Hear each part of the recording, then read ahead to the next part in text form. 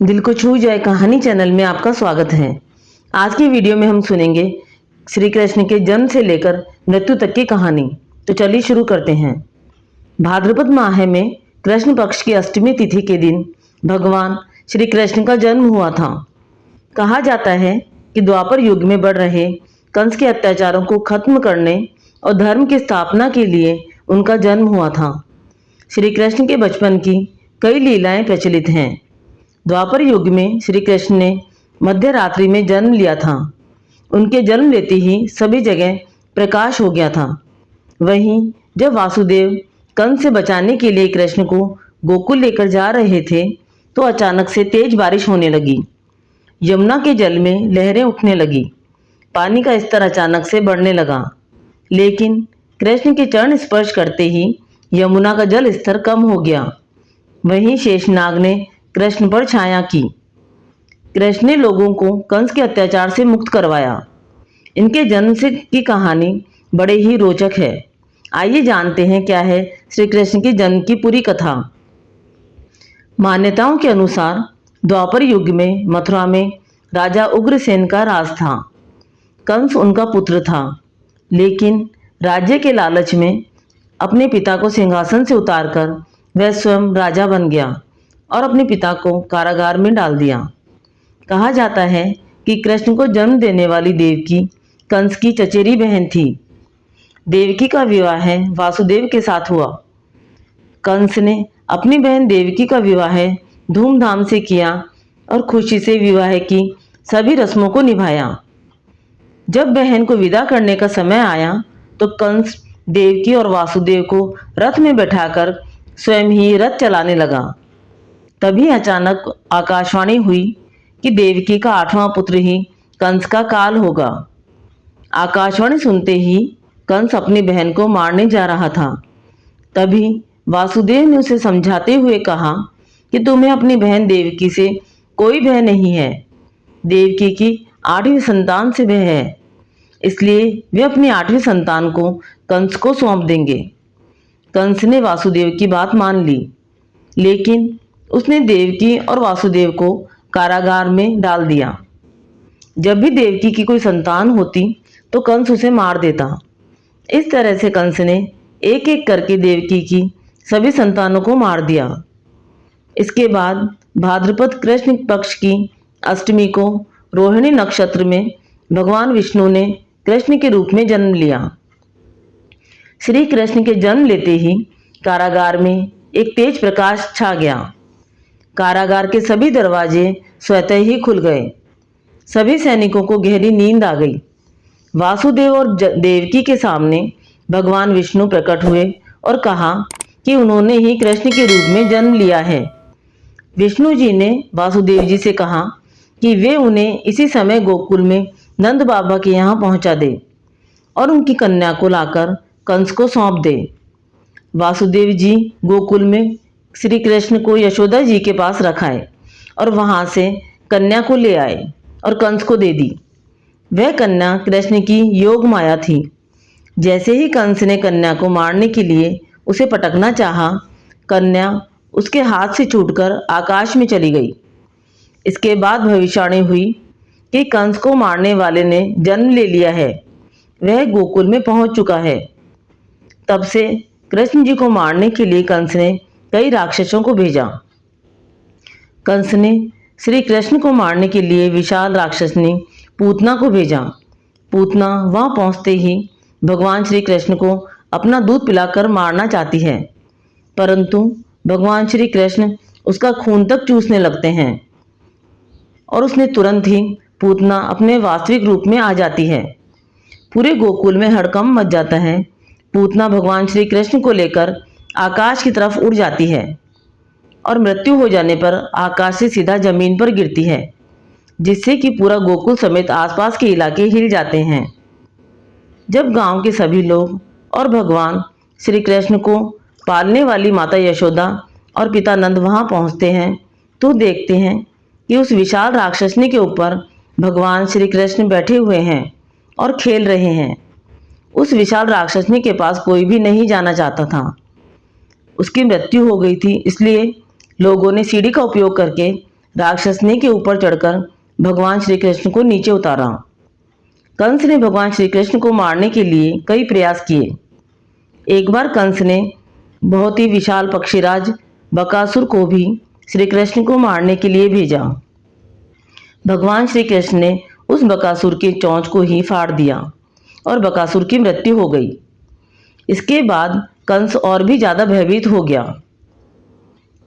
अन्य प्रसंग, एक बार गोकुल गांव में वर्षा नहीं हो रही थी, इसलिए सभी लोग इंद्रदेव की पूजा कर रहे थे। इसी बीच भगवान श्री कृष्ण ने लोगों को यह सलाह दी कि वह तो इंद्र भगवान का स्वभाव है, वह वर्षा तो अवश्य ही करेंगे। यदि आप लोगों को पूजा ही करनी है तो गोवर्धन पर्वत की कीजिए, क्योंकि गोवर्धन पर्वत हमें और हमारी गायों को भोजन प्रदान करता है। सभी लोगों को उनकी यह बात अच्छी लगी और सभी लोगों ने भगवान इंद्र की पूजा छोड़कर गोवर्धन की पूजा करने लगे। इस बात से इंद्रदेव बहुत ही ज्यादा क्रोधित हो गए और गोकुल पर अपना कहर बरसाना शुरू कर दिया।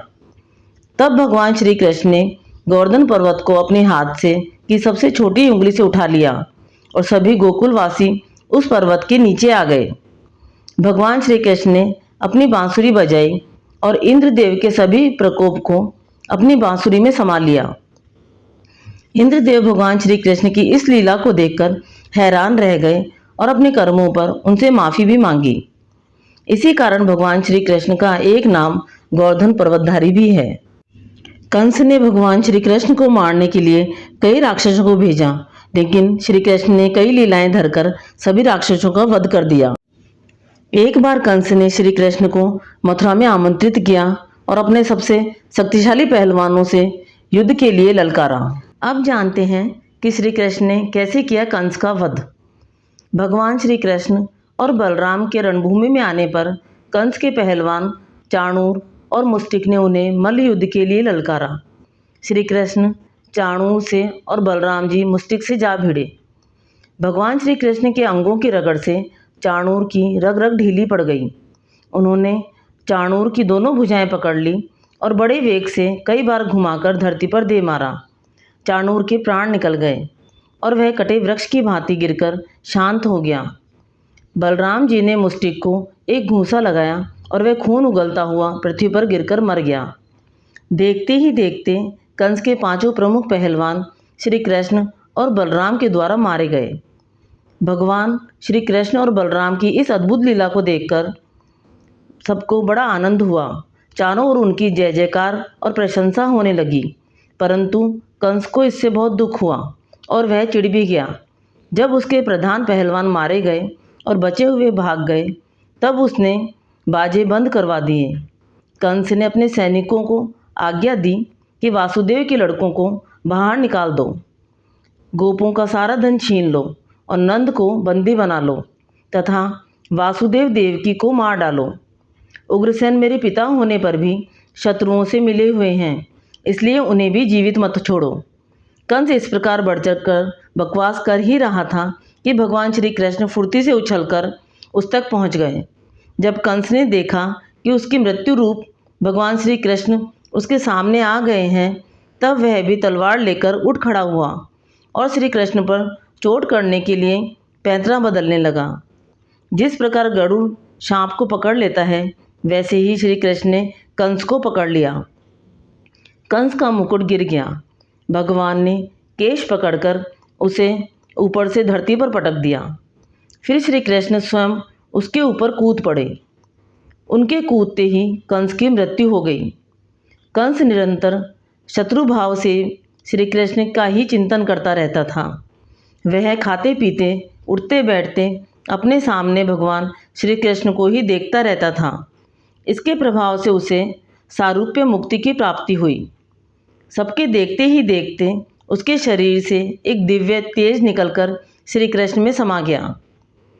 कंस के मरते ही कंडक इत्यादि उसके 8 छोटे भाई श्री कृष्ण और बलराम जी का वध करने के लिए दौड़े, परंतु बलराम जी ने क्षण भर में ही उन सबका काम तमाम कर दिया।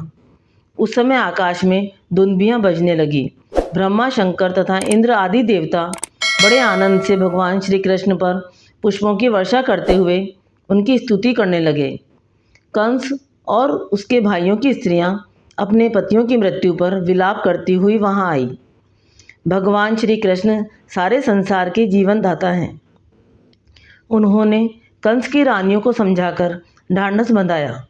तदंतर भगवान श्री कृष्ण ने मरने वालों की लोक रीति के अनुसार क्रियाकर्म की व्यवस्था कर दी और उग्रसेन को फिर से राजा बना दिया। अब जानते हैं भगवान श्री कृष्ण ने कैसे प्राप्त की अपनी शिक्षा दीक्षा। भगवान श्री कृष्ण को किशोरावस्था में ही कंस ने अपने षड्यंत्र से मारने का प्रयास शुरू कर दिया था और कंस अपने इस षड्यंत्र में विफल रहा। इसके बाद भगवान श्री कृष्ण ने कंस का वध कर दिया और यहीं पर उनका अज्ञातवास समाप्त हो गया। इसके बाद उनके पिता ने भगवान श्री कृष्ण और उनके बड़े भाई बलराम को शिक्षा दीक्षा प्राप्त करने के लिए उज्जैन के संदीपनी आश्रम में भेजा। उज्जैन के इसी आश्रम से भगवान श्री कृष्ण और बलराम दोनों ने ही शस्त्र अस्त्र के साथ साथ शास्त्रों का ज्ञान भी प्राप्त किया। इसी आश्रम में भगवान श्री कृष्ण की भेंट सुदामा से हुई और यह इनके काफी अच्छे मित्र बन गए। आइए अब जानते हैं भगवान श्री कृष्ण की अमर प्रेम कथा। भगवान श्री कृष्ण बचपन से ही बरसाने में जन्मी राधा से प्रेम करते थे। श्री कृष्ण अपने नटखट रूपों से सदैव उन्हें रिझाते रहते थे। राधा को भी भगवान का यह नटखट स्वरूप बहुत पसंद था। धीरे धीरे राधा भी भगवान श्री कृष्ण से बहुत ही गहरा प्रेम करने लगी। लेकिन बाद में भगवान श्री कृष्ण और राधा एक दूसरे से अलग हो गए। अनेक शास्त्रों के अनुसार जब भगवान श्री कृष्ण ने राधा से अलग होते हुए कहा कि प्रेम का अर्थ यह नहीं है कि हम एक दूसरे से विवाह करें, बल्कि प्रेम का अर्थ होता है एक व्यक्ति का दूसरे व्यक्ति के दिल से जुड़ाव, जो कि भगवान श्री कृष्ण और राधा के बीच में अब भी कायम है। तभी से भगवान श्री कृष्ण और राधा के प्रेम का वर्णन संपूर्ण विश्व में विख्यात है। भगवान श्री कृष्ण की पत्नी रुक्मिणी से भी ज्यादा लोग राधे कृष्ण कहना पसंद करते हैं। आगे की कहानी में सुनते हैं कि भगवान श्री कृष्ण का रुक्मिणी से विवाह कहाँ हुआ था। कंस का वध करने के बाद भगवान श्री कृष्ण द्वारिका चले गए और वहीं पर भगवान श्री कृष्ण ने अपने लिए भव्य महल बनाया। भगवान श्री कृष्ण ने यहीं द्वारिका में ही रुक्मिणी से विवाह किया। द्वापर युग में बहुत ही प्रसिद्ध स्थान कुंदनपुर नाम से विख्यात था। कुंदनपुर के राजा भीष्मक थे। कुंदनपुर के राजा के 5 पुत्र थे, रुक्मी, कुकमरत, रुक्मेश, रुकबाहु, रुक्मली और उनकी सबसे खूबसूरत पुत्री रुक्मिणी।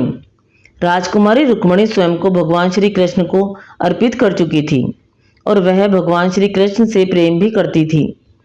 रुक्मिणी के पिताजी ने उनका विवाह चंदेरी के राजा शिशुपाल सेतन से कर दिया था।